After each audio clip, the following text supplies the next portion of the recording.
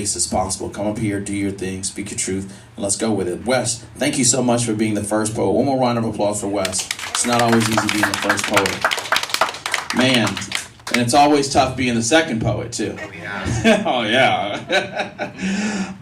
Listen, round of applause for another amazing creative coming to the microphone. Round of applause for Alexander. Yeah.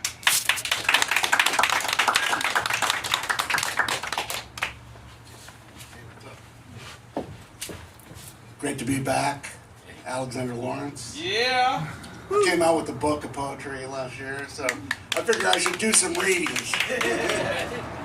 You know, I don't want to, but the last one was kind of fun, so yeah, I'm not really a political poet. I'm not a very religious person at all. I was like Catholic, and then until I was about maybe 5, and I just didn't go to church anymore. Okay, so So I'm going to read a poem from this book, The Analog Body. The Analog Body is kind of like, you know, I kind of divide things up into the analog period, and now we're in the digital period where everyone's like looking at their phones all the time. So I'm old enough to.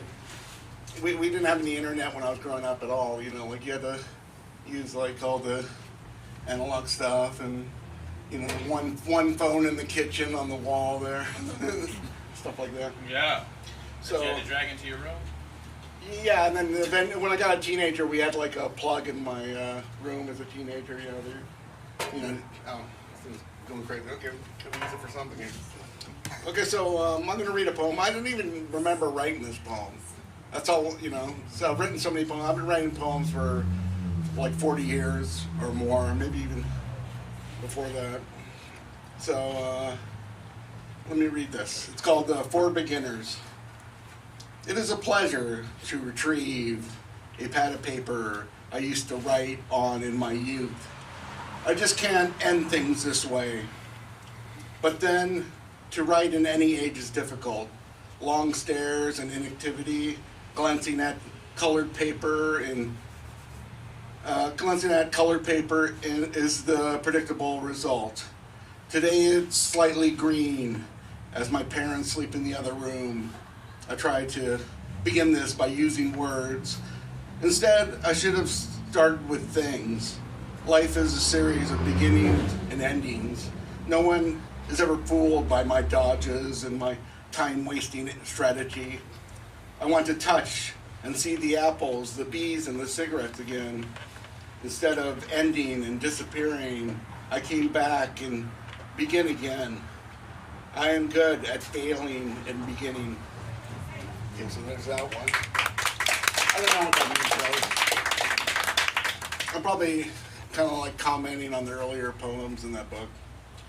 Okay, so I thought when I wrote this book and published it, that was it. I just wanted to do like one book of like the collected poems, you know, about 200 poems.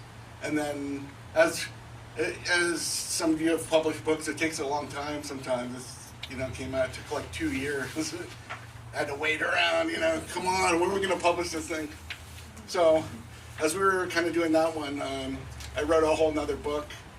Right now it's called the Deep Circuit, and I was able, one of these libraries in Newport Beach, we did a little zine thing, and so I took the advantage of by writing a couple poems, and they printed it up, and so I came up with this thing. All right. Poems about the two Marcels, Marcel Duchamp and Marcel Proust. So it's kind of like it takes off on their lives. And then there's the third brother. Later in the poems, there's a third brother who's David Bowie for some reason.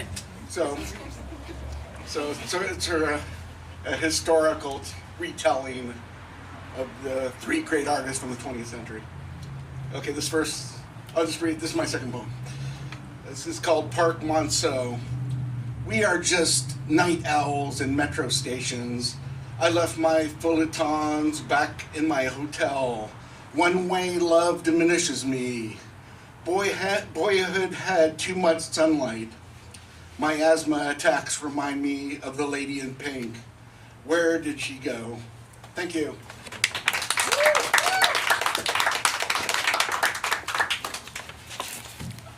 Give it up one more time for Alexander.